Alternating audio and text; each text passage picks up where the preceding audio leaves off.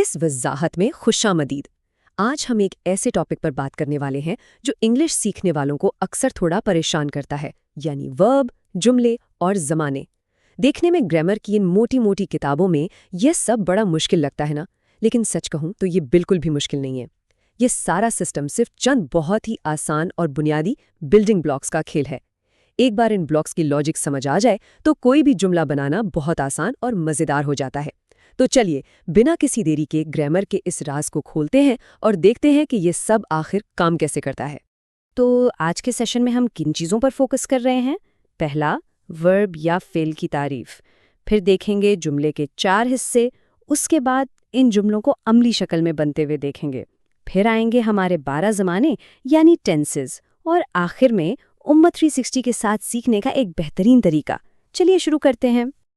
आइए सबसे पहले बात करते हैं वर्ब यानी फेल की। अच्छा, ज़रा सोचिए, किसी भी जुमले का सबसे अहम हिस्सा क्या होता है? उसका इंजन, राइट? और वो इंजन है वर्ब। अब यहाँ एक मज़े की बात है, वर्ब की तारीफ इतनी सीधी नहीं है जितना हम अक्सर सोचते हैं।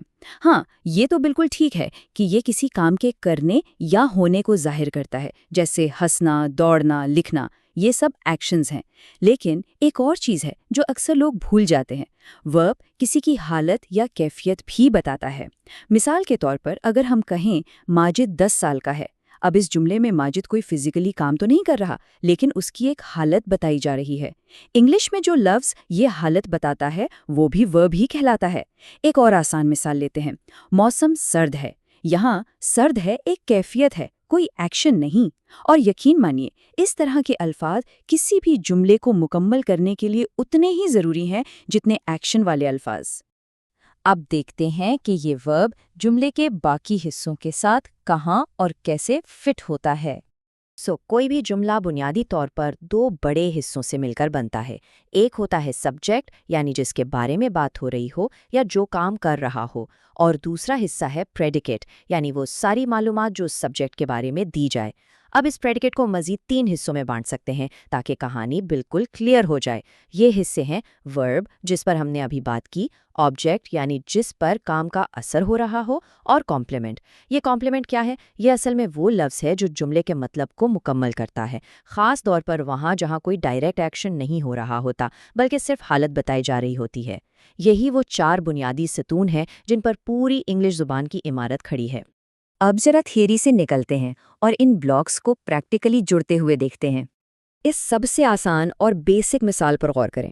जुमला है आबिद रन्स, यानी आबिद दौड़ता है। अगर इस जुमले को तोड़ा जाए तो इसमें सिर्फ पहला सतून मौजूद है, यानी सब्जेक्ट, जो कि आबिद है, और दूसरा सतून यानी वर्ब, जो कि रन्स है। इस जुमले में ना कोई ऑब्जेक्ट है और ना ही कोई कॉम्प्लीमेंट, लेकिन इसके बावजूद बात पूरी तरह समझ आ रही है। इससे पता चलता है कि एक मुकम्मल सोच सिर्फ इन 2 शुरुआती ब्लॉक्स की मदद से भी पूरी तरह कायम हो सकती है। चलिए अब इस कॉन्सेप्ट में एक और लेयर ऐड करते हैं। जुमला देखिए, ही लाइक्स मी।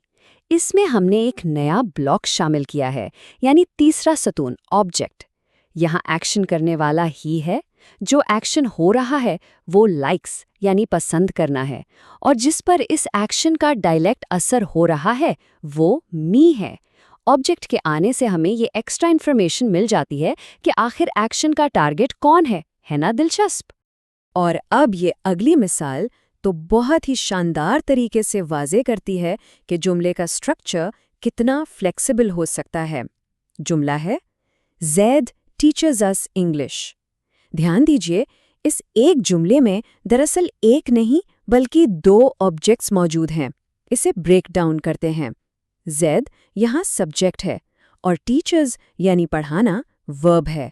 अब सवाल यह है कि किसे पढ़ाता है? जवाब है हमें, यानी अस।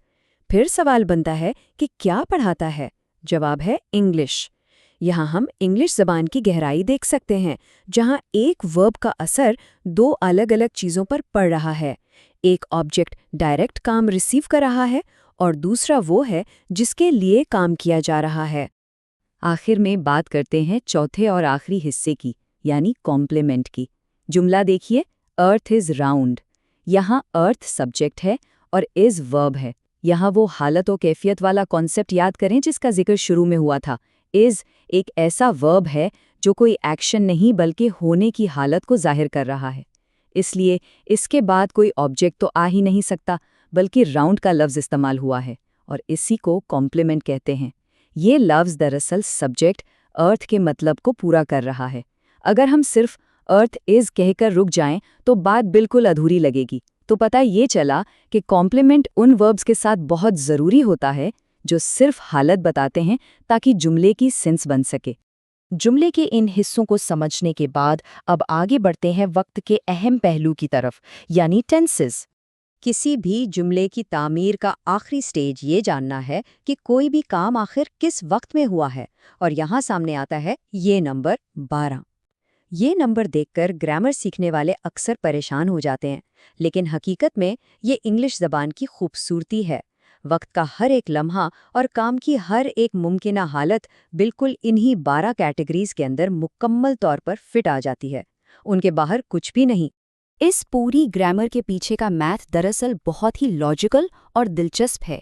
इसे इस तरह समझते हैं, वक्त के 3 बुनियादी अदवार हैं, प्रेजेंट यानी मौजूदा हाल, पास्ट यानी गुजरा हुआ माजी, और फ्यूचर यानी आने वाला मुस्तकबिल। फिर काम की नौयत के हिसाब से हर एक ज़माने की 4 अलग अलग शक्लें होती हैं। इंडेफिनिट जिसमें वक्त फिक्स नहीं होता, कंटिन्यूअस जिसमें काम जारी रहता है, परफेक्ट जिसमें काम पूरा हो चुका होता है, और परफेक्ट कंटिन्यूअस जिसमें काम कुछ वक्त से लगातार जारी होता है। अब अगर इन 3 बुनियादी ज़मानों को इन 4 शक्लों के साथ मल्टीप्लाई कर दिया जाए तो जवाब आता है 12।